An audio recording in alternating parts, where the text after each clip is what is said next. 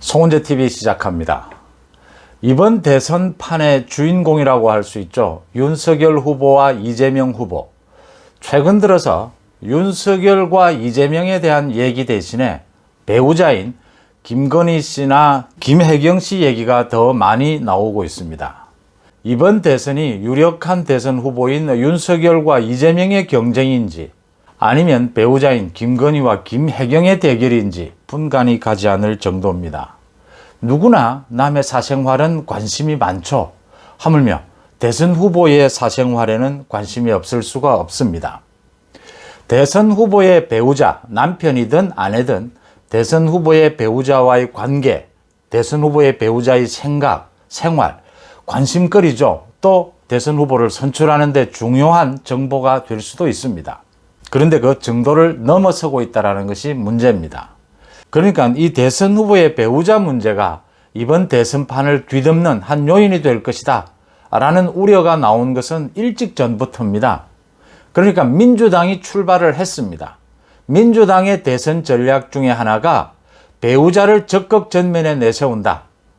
여기에는 지금 윤석열 후보의 부인인 김건희 씨를 둘러싼 여러 가지 의혹들, 이 부분을 겨냥을 해서 이번에는 대선 후보의 배우자를 전면에 내세우게 되면 윤석열 후보가 아플 것이다.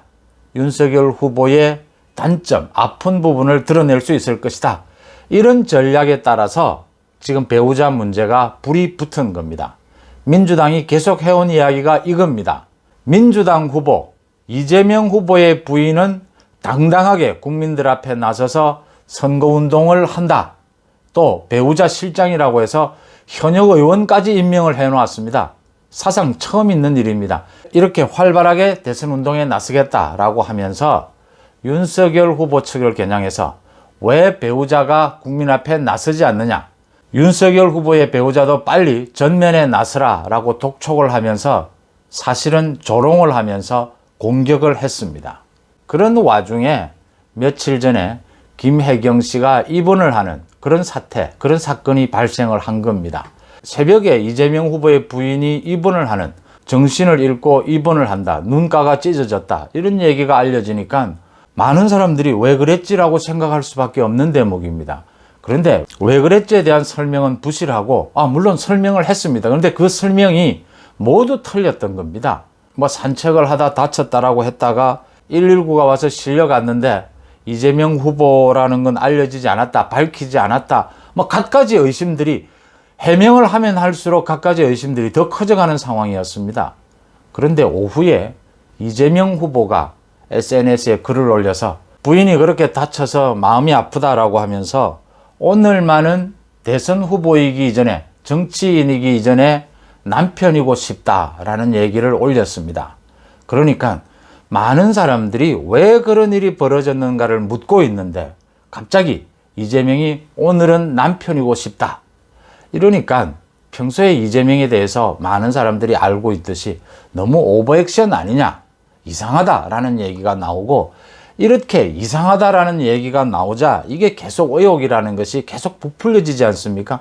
정확하게 해명을 하지 않으면 계속 부풀려지게 되는 겁니다. SNS상에 많은 얘기들, 많은 추측들이 나오기 시작했죠. 부부싸움을 한 것이 아니냐, 무엇 때문에 부부싸움을 했느냐, 그러면 얼굴이 찢어졌다면 누군가 한쪽이 폭행을 휘두른 것 아니냐, 그런 얘기들이 나온 끝에 이제는 전 경기도에 이재명 도지사가 있을 당시에 비서관이었던 김현지 씨, 이 비서관인 김현지 씨와 이재명 후보가 불륜의 관계였고, 그 부분이 드러나서 김혜경 씨와 다툼을 벌이다가 부부싸움을 하다가 입원하는 그런 사태가 벌어졌다. 또 이런 소문이 SNS상에 떠돌기 시작을 했습니다. 그러자 김현지 씨는 또 사실무근이라면서 어제 네티즌 40여 명을 경찰에 고소를 했습니다. 명예훼손으로 고소를 했습니다. 경찰이 수사에 나서지 않을 수밖에 없을 테고, 김현지 씨로서는 이게 사실이 아니라면 정말 엄청난 타격을 받았을 테니까, 이재명의 비서관이었다는 이유로 이런 누명을 쓰게 되니까 이건 한 여성으로서 아기를 키운다고 하는데, 아기를 키우는 여성으로서는 치명적인 일 아닙니까? 가만히 있을 수는 없는 일이고 엄청난 상처를 받을 수밖에 없는데, 이 부분에 대해서 고소를 하고 나서니까 이야기는 더 부풀려지는 겁니다. 이런 문제가 언제나 일찍부터 명쾌하게 사실관계를 밝히지 않으면 이렇게 문제가 계속 부풀려지는 겁니다. 김현지 씨가 이렇게 고소를 한다라고 하자 곧바로 또 김현지 씨가 경기도에 이재명의 비서관으로 들어가기 전에는 한 시민단체의 사무국장으로 있었는데 그 당시에 대장동 의혹과 똑같이 지금 성남시에 일어나고 있는 의혹 중에 하나가 백현동 의혹이지 않습니까? 백현동 개발 의혹, 그 관련해서 환경영향평가에 이 시민단체가 의견서를 제출했다.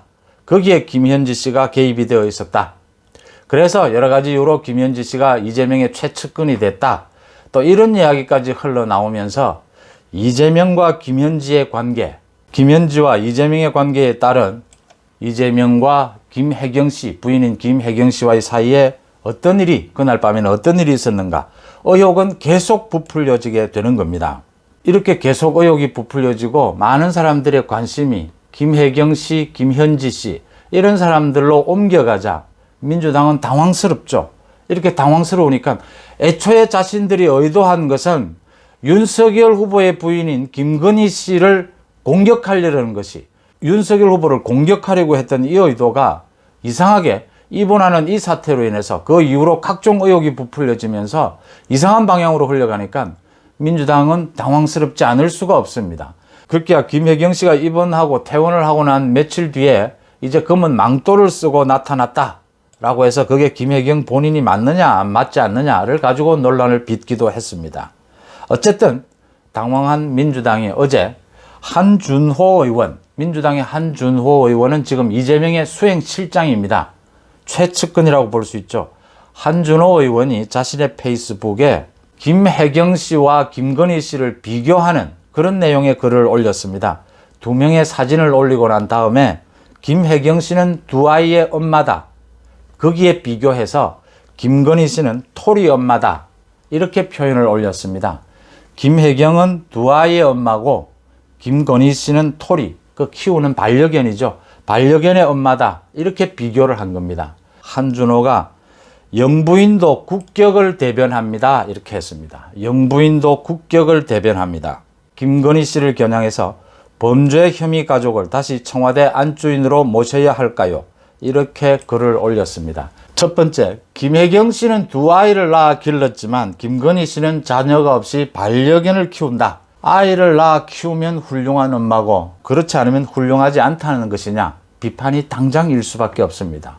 그 다음, 시대에 전혀 맞지 않은 영부인이라는 얘기를 왜 씁니까? 이 한준호 의원은 김건희 씨에 대해서 범죄 혐의 가족을 다시 청와대 안주인으로 모셔야 할까요? 라고 하면서 김건희 씨에 대한 주가 조작이라든가 불법 협찬, 허위 학력 이런 의혹을 쭉 열거를 했습니다. 여기에 이제 민주당의 전략이 드러나는 것이죠. 지금 민주당의 전략이 김건희 씨를 공격하고자 하는 것인데 어처구니 없게도 김혜경 씨가 더 공격을 받고 이재명의 불륜 이런 문제 소문까지 떠돌게 되니까 당혹스러우니까 지금 김건희 씨에 대해서 주가 조작을 비롯해서 학력 부분, 경력에 대한 허위 부분 이런 부분들을 집중적으로 공격을 하고 나섰습니다. 제가 문제 삼고자 하는 것은 두 가지입니다. 이렇게 개인의 사생활에 대해서 대통령 후보 부인, 대통령을 둘러싼 사생활에 대해서 이렇게 각종 의혹이 불거지게 되면 수많은 사람이 피해를 본다라고 하는 점입니다. 두 번째, 대선이 엉망이 된다라고 하는 겁니다. 지금 대통령을 뽑는 겁니까? 대통령 배우자를 뽑는 겁니까? 이 문제가 헷갈리게 된다는 점입니다. 그래서 제가 이전에도 송은재 TV를 통해서 여러 번 말씀을 드렸습니다. 우리 정치 문화는 미국과는 다르다. 다른 선진국과는 좀 다르다. 우리 정치 문화에 따라서 지금 대통령이나 시도지사의 배우자가 국정이나 인사에 개입하는 일이 흔히 있다. 그 출발이 경선 때부터 시작이 된다. 이 부분을 뿌리 뽑아야 한다. 이 문화를 고쳐야 한다. 말씀을 계속 드리는 겁니다. 한 번 더 말씀을 드리겠습니다. 미국 바이든 대통령의 부인은 자기가 대학에서 강의를 하고 있는데 그 강의를 하기 위해서 그렇게 중요하지 않은 행사라면 부부가 동반으로 대통령 행사에도 참석하지 않겠다라고 해서 화제가 됐습니다. 우리도 왜 그런 문화로 갈 수가 없느냐? 지금 대통령의 부인을 관리를 하는 제2부속실, 청와대 제2부속실을 대폭 축소해야 합니다. 대통령의 배우자가 무슨 그렇게 할 일이 많습니까? 자기 할 일 하면 됩니다. 바이든 대통령의 부인처럼 자기가 해온 일 하면 됩니다. 대통령의 부인이 왜 꼭 필요하지도 않는 외국 순방 행사에 꼭꼭 따라다니면서 코로나 때문에 많은 국민들은 고생을 하고 있는데 대통령의 부인이 대통령을 꼭꼭 그렇게 따라다녀야 합니까? 그게 꼭 필요한 일입니까? 그걸 뿌리 뽑기 위해서는 경선 과정에서부터 이 부분이 해결이 돼줘야 합니다. 경선 과정에서부터 대통령의 배우자들이 나와서 설치게 되면 국정 개입을 하지 않을 수 없는 구조로 가게 된다라고 하는 점입니다. 민주당이 당초 대선 전략으로 이재명의 부인인 김혜경 씨를 전면에 내세우겠다라고 하는 그 전략이 잘못되고 부작용을 일으킬 수밖에 없는 부분이었습니다. 그 부작용이 지금 드러나고 있는 겁니다.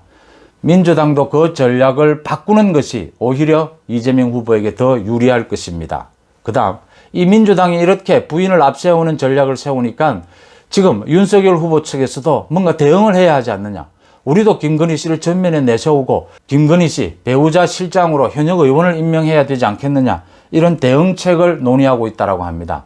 대응책 만들 필요 없습니다. 배우자가 전면에 나설 필요도 없고 오히려 더 부작용만 많고 현역 의원이 무슨 배우자 실장을 한단 말입니까? 현역 의원이 그렇게 할 일이 없습니까? 전략을 세우는 쪽이나 거기 대응하겠다라는 쪽이나 모두 불필요하고 모두 손해보는 짓을 하고 있다라는 점을 지적을 하고요.